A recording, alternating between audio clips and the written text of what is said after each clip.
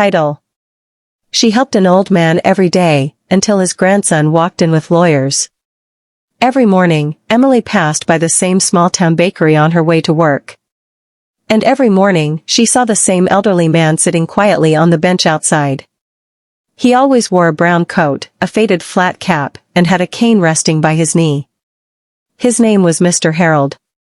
He didn't speak much, just smiled softly and tossed breadcrumbs to the birds.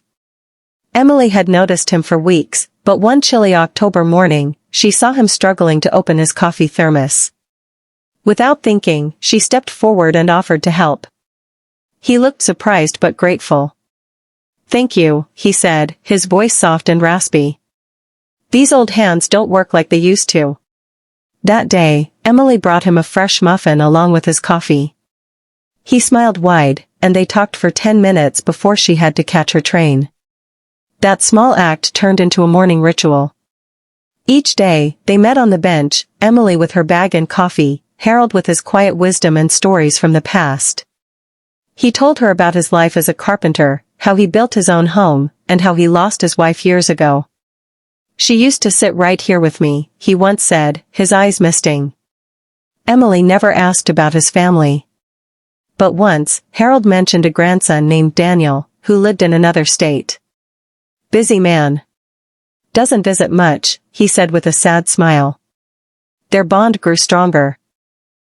She'd bring him books, warm gloves, and on cold mornings, a blanket. He always insisted she take nothing from him, just conversation. But one Monday morning, Harold was gone.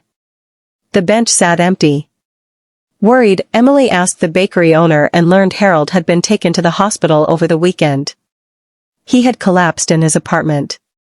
Without hesitation, she visited him in the hospital. Harold's face lit up when he saw her. "You came," he whispered. She visited him every day, bringing soup and reading to him as he recovered. It was clear how much her presence meant. But on the third day, the door opened, and a sharply dressed man stepped in. His expression was cold. "I'm Daniel," he said curtly. "My grandfather's family." Emily stood quietly at the edge of the woods behind Harold's cottage, the breeze brushing her hair as golden light filtered through the trees. She had never imagined her life would take this turn. From sharing coffee with a lonely old man on a city bench to inheriting a place he'd once called home, it all felt surreal. But she wasn't one to waste a gift. Within weeks, Emily had moved into the cottage. She quit her barista job and began focusing on a dream she had long buried, writing. Inspired by her connection with Harold, she began to document their conversations, turning his stories into a small memoir. Her first book, The Bench by the Bakery. It didn't take long before her heartfelt storytelling caught attention. A local publisher picked up her manuscript. The book touched thousands, reminding readers that kindness, no matter how small, can change a life. Emily didn't stop there. Using part of the money Harold left her, she began a small project in the town, a program for seniors living alone. She called it Harold's Corner. Volunteers would visit, spend time, and listen. Just listen, her project gained traction.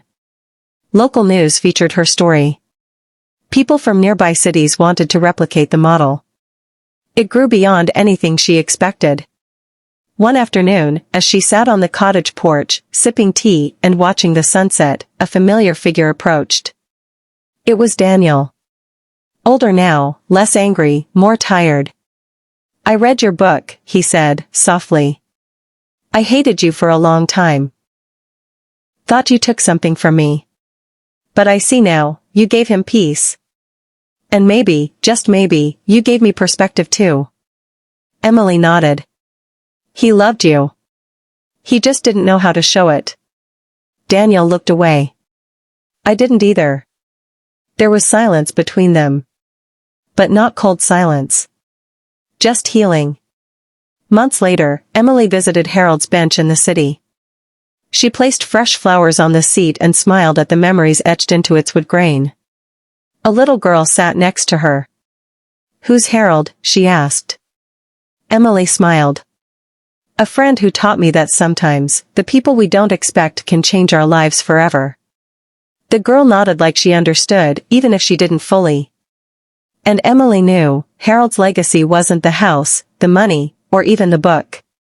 It was a bench, a conversation, and a heart that had been seen. The end.